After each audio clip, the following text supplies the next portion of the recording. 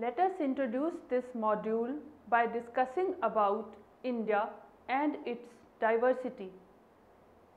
India is an incomprehensible plural nation loaded with diversities of religions, stations, dialects, tribes and societies. A wide range of cultural and linguistic groups is concentrated in certain territorial segments to which they are attached emotionally and historically. During the colonial rule, the administration was interested in economic exploitation of the country and not in its development.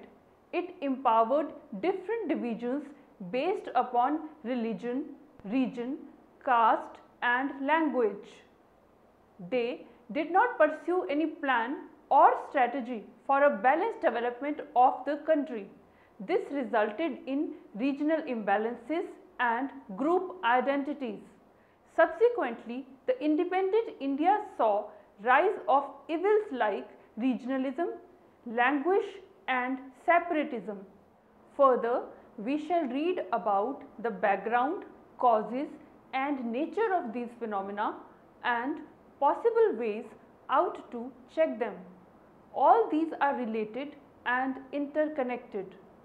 A region is a domain, the inhabitants of which have a passionate attachment to it because of characteristics of religion, language, usage, customs and socio-economic political stages of development, common historical traditions and a common way of living. Any one or more of these and most important all widely prevalent sentiments of togetherness strengthen the bond. This territory can coincide with the boundaries of a state, parts of a state or even with more than one state. A sense of discrimination or competition on economic, political or cultural grounds, desire for justice or favor gives rise to regionalism. Depending on reasons and related nature, regionalism can be demonstrated in many ways like demand for autonomy or powers for state, creation of new state, protection of language or culture of the region or separation from the country. Regional disparities or imbalances mean wide differences in per capita income, literacy rates, availability of health and education services and levels of industrialization between different regions. As mentioned earlier, these regions may be either states or regions within a state. In this regard, in India, there are enormous imbalances on various accounts. The exploitative nature of British colonial rule either created or accentuated regional disparities. The planning in independent India has also not been able to remove these disparities.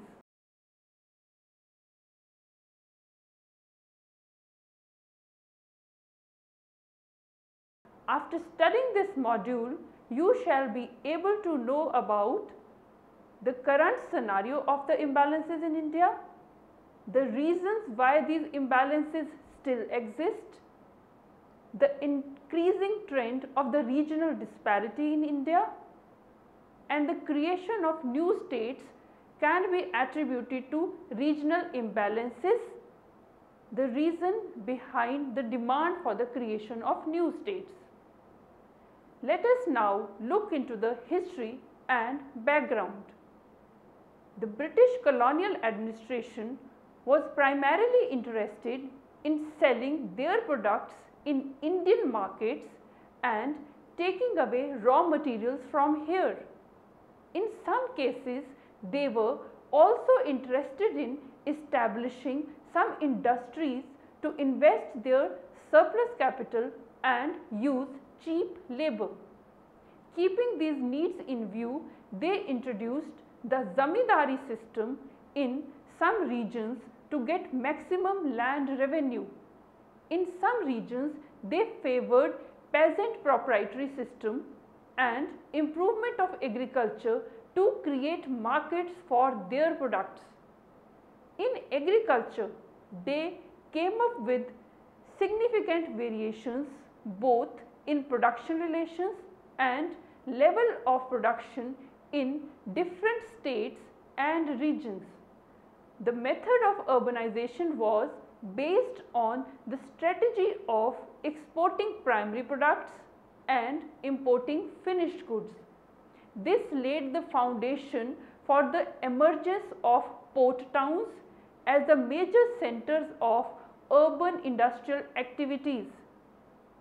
Therefore, the growth of trade and commerce in colonial India meant the creation of jobs and educational opportunities at coastal centers like Bombay, Calcutta and Madras and some princely state capitals. Having these changes, there emerged consumer industries in these enclaves and hence to the development of a merchant capitalist class.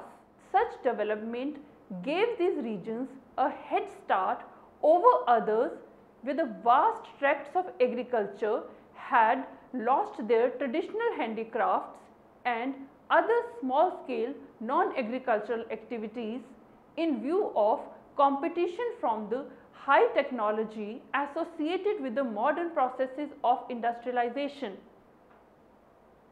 Another factor in the uneven regional development was the growth of the education system. The British imperialists had linked India to Europe through trade relations and the coastal areas, especially around the ports of Bombay, Calcutta and Madras. To man the establishments in these areas, modern education was introduced. An educated professional class, primarily lower paid government and commercial clerks, grew up in these areas. These regions additionally held up an elite group of lawyers and other professionals who were involved on both sides of the independence movement. On the eve of independence, interstate and inter-district disparities were quite sharp and widening. There were differences in the levels of per capita income and consumption, literacy, medical and health facilities, natural resources, population growth, infrastructure development and employment opportunities. The independent India hence was burdened with the task of removing these disparities. Now, let us discuss the key indicators of regional imbalances in India. First of all, let us talk about state per capita income. The most significant indicator of regional imbalance or disparity among the different states of India is the difference in per capita state income. Among the 33 states in India, Maharashtra has the highest state GDP, that is gross domestic product, of about 233 million, while Lakshadweep has the smallest GDP of 60 million. Tamil Nadu is at the second position and India's most populated state, Uttar Pradesh, ranks third. According to a report in 2014, Maharashtra contributes about 14% to India's gross domestic product. Secondly, let us talk about interstate disparities in agricultural and industrial development. In spite of various attempts for industrialization, agriculture continues to be the most important economic activity from the point of view of output and employment in most of the states in India. Within the agricultural sector, because of emphasis on instant increase in production, interstate disparities in per capita agriculture production have been on constant increase. the impact green revolution has been confined to relatively small areas. Interstate disparities in agricultural and industrial development in India are majorly in the states like Punjab, Haryana and parts of Uttar Pradesh. Yet, Punjab and Haryana have recorded high rate of productivity due to its high proportion of irrigated area and higher level of fertilizer use. Thirdly, let us talk about population below poverty line. Percentage of population living below the poverty line in different states is another important indicator of regional imbalance. While some states like Goa, Maharashtra have about 5% of population living below the poverty line, states like Uttar Pradesh, Madhya Pradesh and Bihar have 29, 31 and 33% of population living below the poverty line. With all India average of 21.6% in 2013, there were 11 states whose percentage of population lying below the poverty line exceeded the all India average. Next, let us talk about spatial distribution of industries. The country as a whole has achieved industrial development at a fair rate since independence, but the spatial distribution of such industries and their development between various states remained almost uneven. Let us talk about unemployment rates. Another important indicator of regional imbalance is unemployment rates in different states. While Kerala has the highest unemployment rate, Gujarat and Rajasthan have the lowest unemployment rates. Higher unemployment within the states indicate slow development and wastage of human resources. As far as intrastate imbalances are concerned, coexistence of comparatively developed and economically depressed states and even regions within each state leads to regional imbalance. Regional disparities are the result of incomplete task of nation building. These reflect basically the insufficiencies of the development strategy followed since independence and its failure to correct the distortions brought about by the colonial rule. Of late, these tensions have acquired alarming proportions and are threatening to strike at the very base of the nation state. Let us now talk about literacy rate. Literacy rate is another indicator of regional imbalances. Today, while Kerala has the highest literacy rate of 93%, Bihar has the lowest rate of about 73% only. The gap of 20 percentage points increases the regional imbalance through evils like more unemployment among the illiterate, which increases poverty and hinders development. Next, we shall discuss the reasons for imbalances in India. Curbing disparities have now become a task of the planning authorities. It is hindering growth and prosperity. However, to cure a problem, we first need to identify the root cause of the problem. Some of the reasons for imbalances are, first of all, historical factors. As discussed earlier also, regional imbalance in India started with the British rule. British industrialists mostly concentrated their activities in two states, West Bengal and Maharashtra, and more particularly to their metropolitan cities like Kolkata, Mumbai and Chennai that had easy access to ports. The concentration of industries in these areas led to development of these cities while others remained underdeveloped. This put them at an edge over others from the very beginning. Next is geographical factors. Regionalism in Indian polity has deprived the inaccessible and mountain dominated regions of the country from the various amenities of life which are enjoyed by the people of the plain regions. Geographically, the forward group of states fall in the western and southern parts of the country. The groups of backward states are in the eastern and northern part of the country. Another remarkable geographical feature is that while 6 of the 8 states except Haryana and Punjab in the first group have vast sea coasts, only 2 out of the 7 in the second group, which are Orissa and West Bengal, are shoreline. These relatively forward states have taken the benefit of their geographical position and international trade has benefited them. While the forward group of states account for about 42% of the national population, the backward group accounts for as much as 52% of the population of the country. In terms of natural resources including mineral wealth, water resources and quality of soil, the latter has certain edge over the former but refrain from enjoying the benefits. Next, let us discuss about the failure of planning mechanism.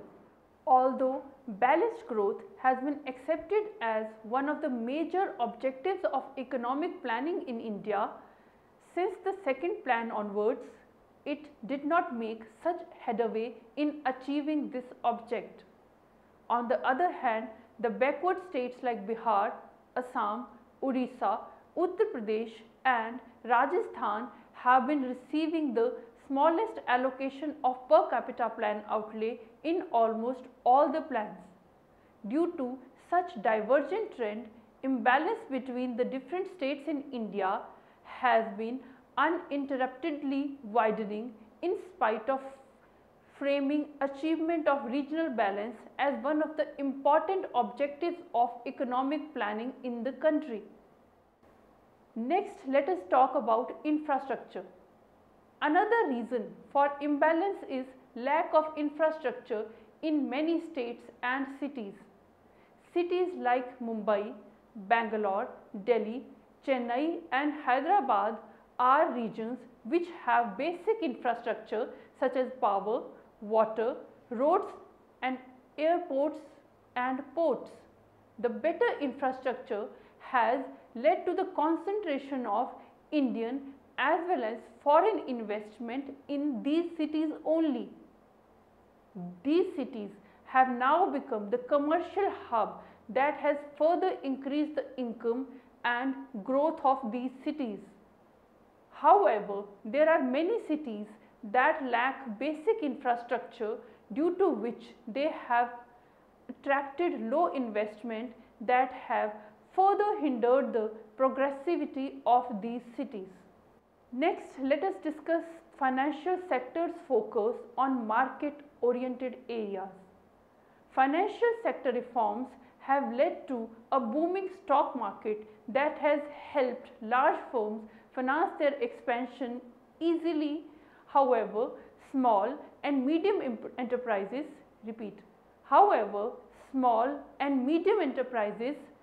which are important engine of growth and productivity, have not been able to access finance in rural areas as they are too small to be interested to equity markets or FDI.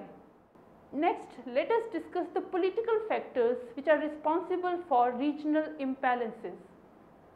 Another important factor responsible for regional disparities is the political instability prevailing in backward regions of the country.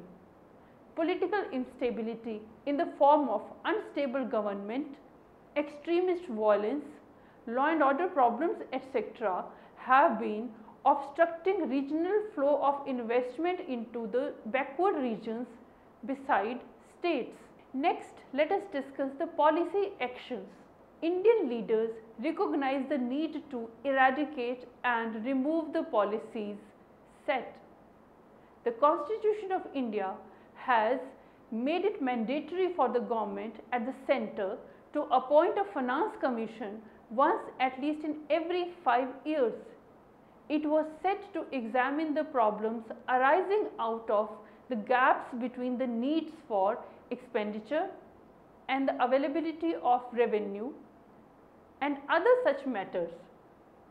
Accordingly, the balanced regional development had become the declared goal of the central government and of its two principal agents, namely the Planning Commission and the Finance Commission. One of the objectives of planning was to restore the balance between various areas and regions.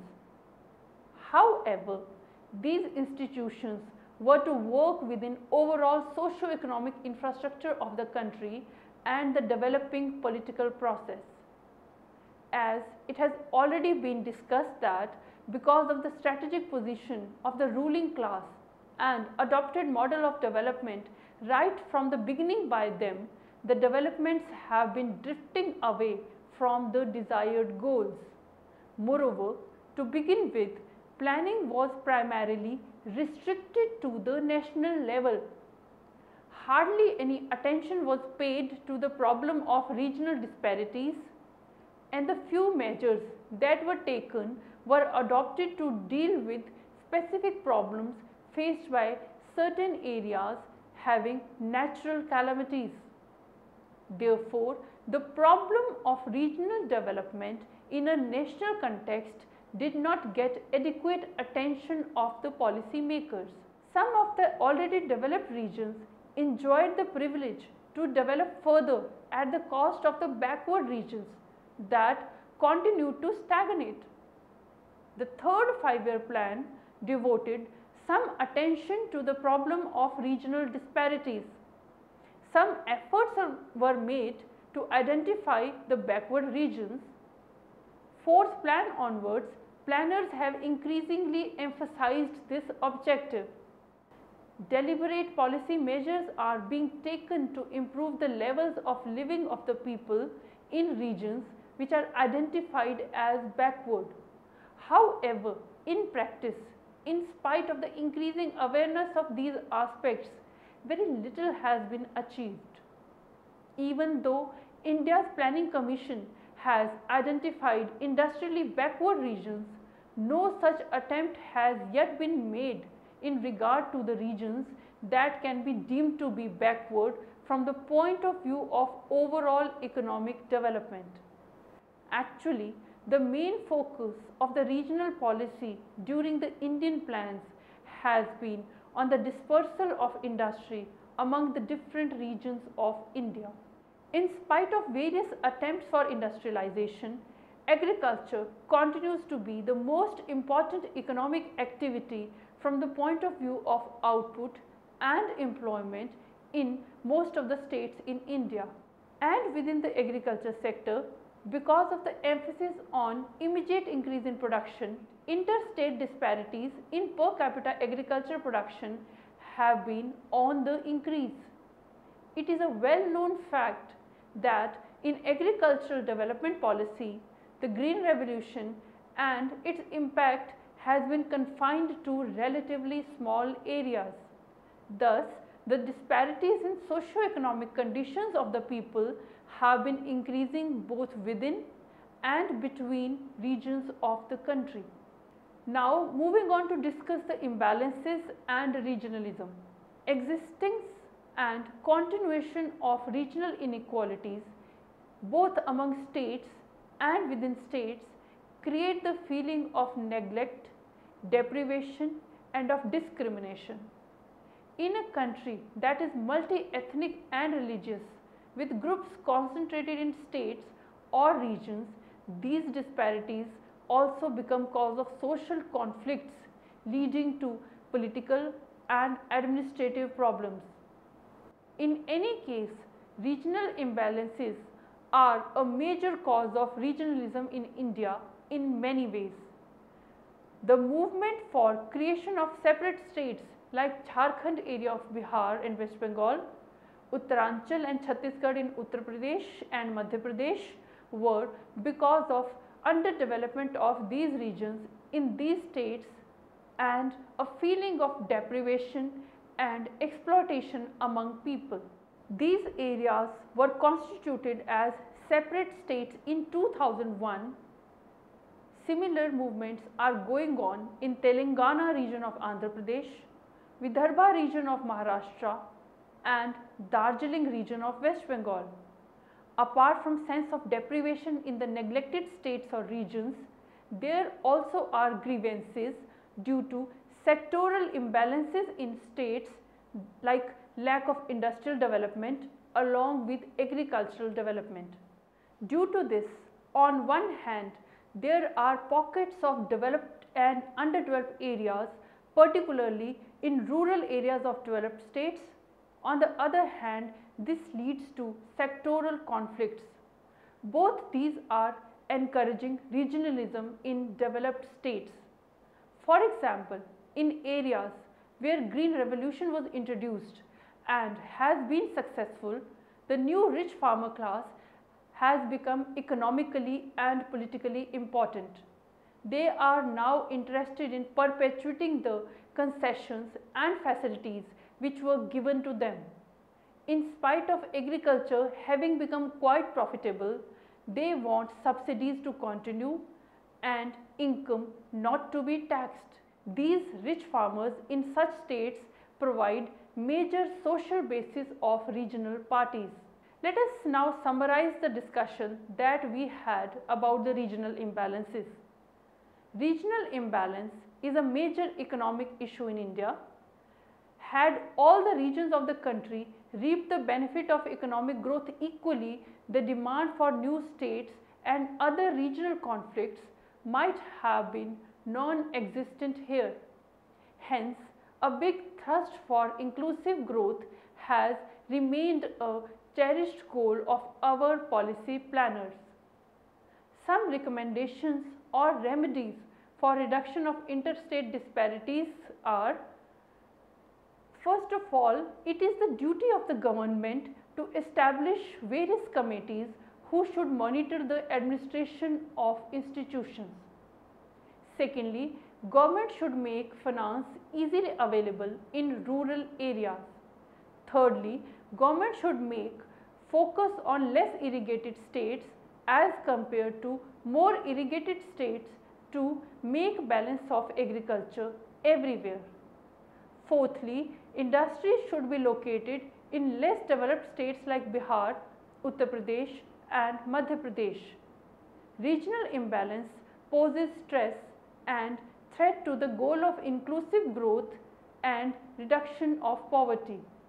An important cause of regional tensions which lead to popular agitation and at times militant activities is such regional disparities in economic and social development that exist within some of the states. Indeed, creation of some of the states in the past was in the wake of popular agitation based on perceived neglect of certain backward regions in some of the bigger states. There is a very strong case for strengthening governance in backward areas.